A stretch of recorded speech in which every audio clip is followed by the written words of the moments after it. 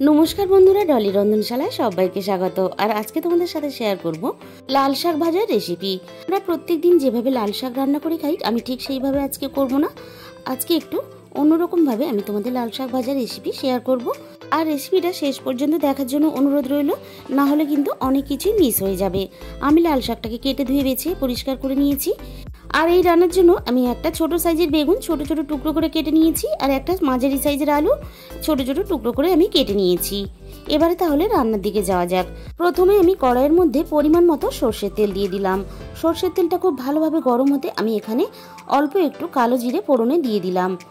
আর এই রান্নাটা অল্প একটু কালো জিরে ফোড়ন দিয়ে রান্নাটা করবে। কালো জিরের ফ্লেভারটা এই রান্নাতে ভীষণই ভালো লাগে। এবারে আমি এখানে সমস্ত কেটে রাখা আলুগুলো দিয়ে দিলাম। এবারে আমি আলুগুলো একটু নাড়াচাড়া করে ভেজে নেব। আলুগুলো কয়েক মিনিট নাড়াচাড়া করে ভাজার পরে এখানে আমি গ্যাসের আঁচটা একেবারে লোতে দিয়ে 5 মিনিটের মতো আমি ঢাকা দিয়ে দিলাম, যাতে আলুগুলো ভিতর থেকে সুন্দরভাবে সিদ্ধ হয়ে আসে। 5 মিনিট পরে আমি ঢাকা খুলে দেখে নেব আলুর গায়ে একটা সুন্দর সোনালি কালার চলে এসেছে। আবারও আমি আলুগুলো নাড়াচাড়া করে খুব ভালোভাবে আমি ভেজে নেব। আলুগুলো বেশ সুন্দরভাবে ভাজা হয়ে এসেছে। এই সময় আমি এখানে কেটে রাখা সমস্ত বেগুনগুলো দিয়ে দিলাম। এবার আমি বেগুনের মধ্যে দিয়ে দিলাম স্বাদমতো লবণ। আবারও আমি একসাথে আলু আর বেগুন খুব ভালোভাবে নাড়াচাড়া করে ভেজে নেব। আর বেগুন খুব বেশিক্ষণ কিন্তু ভাজতে সময় লাগবে না, যেহেতু বেগুনগুলো ছোট ছোট করে কাটা আছে। বেগুনটা বেশ একটু ভাজা ভাজা হয়ে এসেছে। এই সময় এখানে আমি দিয়ে দিলাম 2টো চেরা কাঁচা লঙ্কা।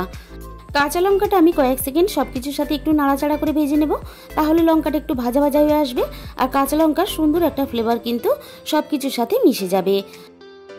এবার আমি এখানে কেটে রাখা লাল শাকগুলো দিয়ে দিলাম। এবার আমি আলু বেগুনের সাথে লাল শাকগুলো খুব ভালোভাবে নাড়াচাড়া করে ভেজে নেব। আর এইভাবে উপর নিচ করে লাল শাকগুলো খুব ভালোভাবে সবকিছুর সাথে মিশিয়ে নেব। আর শাক থেকে বেশ হালকা হালকা জল ছাড়তে শুরু করে দিয়েছে। আর এই শাকের জলে কিন্তু আলুগুলো আরো বেশ ভালোভাবে সিদ্ধ হয়ে যাবে। শাকগুলো নাড়াচাড়া করতে করতে দেখো অনেকটাই বেশ কমে এসেছে। আর শাক রান্না করার সময় আর কিন্তু এখানে ঢাকা দেওয়া যাবে না, তাহলে শাকটা একেবারে গলে গিয়ে কাদা কাদা হয়ে যাবে। সবকিছু এইভাবে একসাথে নাড়াচাড়া করে মিশিয়ে দিয়ে আমি মিনিট 5-এর জন্য এভাবে রেখে দেব। এবার আমি শাকটা খুব ভালোভাবে সবকিছুর সাথে নাড়াচাড়া করে ভেজে নেব। আর এইভাবে কড়াইয়ের গায়ে একটু ছড়িয়ে দেব, যাতে শাকের ডাঁটাগুলো খুব ভালোভাবে ভাজা হয়ে যায়। এবারে আমি এখানে দিয়ে দিলাম অল্প পরিমাণ একটু হলুদ গুঁড়ো। হলুদ গুঁড়ো অল্প একটু দিলে তাহলে শাক ভাজার কালারটা বেশ সুন্দর আসবে, আর শাক ভাজাটা দেখতেও ভালো লাগবে। হলুদটা সবকিছুর সাথে খুব ভালোভাবে মিশিয়ে দিয়ে আবারও আমি কড়াইয়ের গায়ে এইভাবে একটু ছড়িয়ে দেব। আর গ্যাসের ফ্লেমটা কিন্তু একেবারে হাইতে দিয়ে শাকটা ভাজা যাবে না, তাহলে শাক ভাজাটা তলায় লেগে গিয়ে পোড়া পোড়া হয়ে যাবে। আলু আর বেগুন এখানে খুব ভালোভাবে সিদ্ধ হয়ে গেছে, আর শাকটাও খুব ভালোভাবে ভাজা হয়ে এসেছে। এবারে আমি এখানে দিয়ে দিলাম চীনা বাদাম ভাজা। আর বাদামটা আমি একটু হাফ হাফ করে এইভাবে আগে থেকে একটু ভেঙে রেখেছিলাম। এবারে আমি বাদামের সাথেই এখানে দিয়ে দিলাম 1 চামচ পরিমাণ পোস্ত।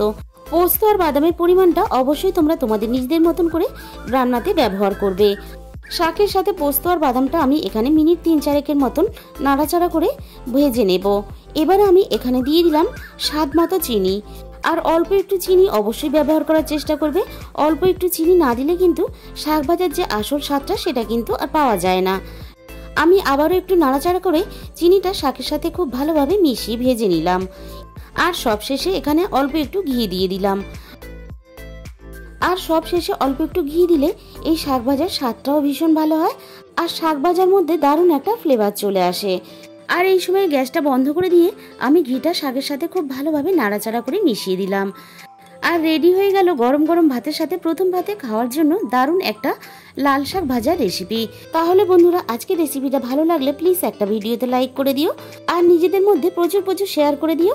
আর যে সমস্ত বন্ধুরা এখনো পর্যন্ত আমার চ্যানেলটাকে সাবস্ক্রাইব করোনি, অবশ্যই আমার চ্যানেলটাকে সাবস্ক্রাইব করে পাশে থাকা বেল আইকনটা অল করে দিও, যাতে আমি কোনো নতুন রেসিপি আপলোড করলে সবার আগে তোমার কাছে পৌঁছায়।